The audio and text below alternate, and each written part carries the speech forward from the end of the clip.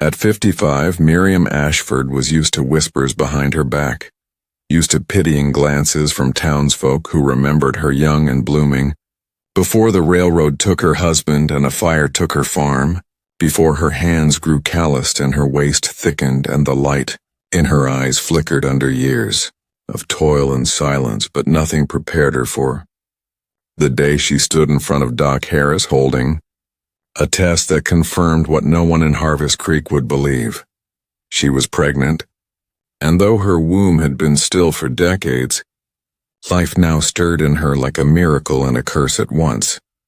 For the moment word spread, the town erupted like dry tinder catching flame.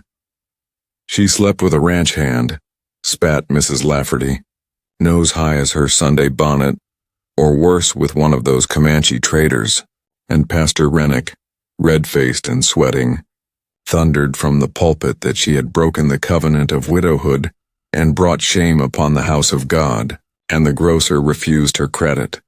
The church revoked her pew, and children were forbidden from playing near her porch, even though she'd once nursed half those same children through fever with nothing but boiled willow bark and stubborn love. And still she walked with her back straight and her belly growing, refusing to name a father, refusing to explain, because the truth wasn't something you could package for small minds. The child was the product of a spring night when she'd cried alone on the edge of her burned field, not in grief but in longing for warmth, for touch, for something more than survival.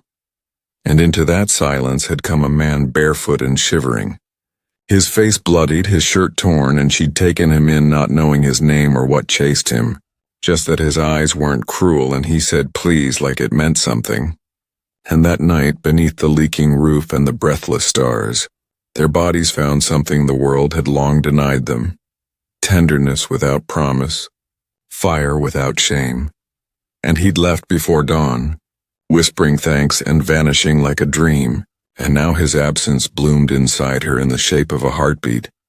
And though she did not weep for him, she wept for the war that must have chased him, the scars on his back, the way he slept like a man afraid of his own name, and as her belly grew so did the hatred in town, until Sheriff Keeley came knocking with 2 deputies and a warrant for fraud and immoral conduct pushed through by the mayor and the church, council under pressure from angry husbands whose wives feared the scandal was catching like plague, and they dragged her from her cabin in front of a jeering crowd, her dress stretched tight around her womb, and as they tied her wrists with twine, someone shouted, "Stone her like the Bible says," and others cheered until a lone rider appeared at the edge of town. A tall, dark man with a war-beaten horse, wide shoulders, and a limp that made his dismount look painful, but his presence silenced the square like winter swallows a field, and he walked through the crowd with the slow certainty of a man who had walked through worse and lived to tell of it. And when the sheriff raised his voice to demand he state his business, the man didn't flinch. He just looked straight at Miriam, then turned to the crowd and said, "That's my wife you're dragging." And though gasps filled the air, no one dared move, for there was something in his voice that could cut iron, and Miriam's knees buckled not from fear but from the weight of recognition. Those eyes, those hands, the voice she thought she'd imagined, and before anyone could speak again, he produced papers signed and sealed. His name was Elijah Darnell, war medic, survivor of 5 tours, recipient of 2 Silver Stars, and a licensed doctor now turned wanderer, whose injuries had left him lost until a woman's kindness gave him more than shelter. It gave him the will to return, and now he had returned for her and the child she carried. And when he said child, he knelt in the mud and pressed his ear against her belly, not caring who watched, and the town stood frozen, watching the man they'd accused of not existing speak to an unborn life like it was royalty. And when the mayor sputtered that the marriage was a lie, Elijah rose and produced a ring, a simple iron band, and slipped it on Miriam's finger, saying, "You married me that night in fire and shadow.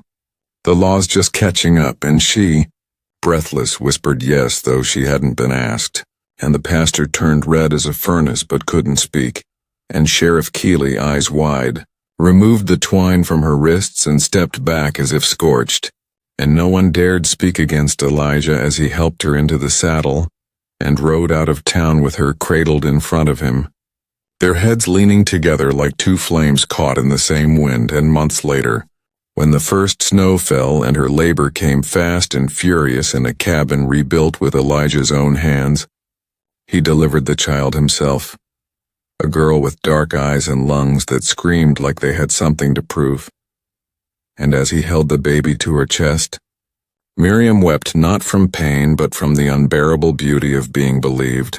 And though the town sent no letters, no gifts, no visitors, news still traveled in a place like Harvest Creek, and when Miriam returned in spring, babe in arms and Elijah beside her in a clean coat and boots, they didn't return in shame. They returned to buy land, open a small clinic, and raise their daughter with the love this world tried to bury but failed. And while some still whispered, most turned away not out of scorn but out of guilt. And when Pastor Rennick fell from his horse and shattered his ribs, it was Elijah who reset the bones and Miriam who bathed the wounds. And when the grocer's son caught fever, it was Miriam who brewed the old teas, and slowly, unwillingly, the town had to accept that grace sometimes wears the face of those they once stoned. And by the time their daughter took her first steps in the churchyard during Sunday service, no one dared speak of adultery again. For the only sin left was how they'd treated a woman who dared to love after loss, to hope after silence, to carry life in a place they thought had withered. And though Miriam never sought revenge or apologies, she smiled when she heard the new girls whisper her name with awe instead of scorn, and she smiled harder when her daughter called her Mama, with a voice full of sunlight. And Elijah, who still limped but now walked tall, would often wrap his arm around her waist at town fairs and say loud enough for all to hear, "Best decision I ever made was bleeding in front of her porch." And she'd laugh and say, "Best mistake I ever made was opening that door." And together they grew not young but unbroken, living proof that miracles don't ask for permission and love does not retire with age. It only deepens like river stones smoothed by time, and the town, once cruel, now whispered a different name for her. Not whore, not widow, not liar, but mother, healer, wife, and maybe most of all, the woman who proved them all wrong.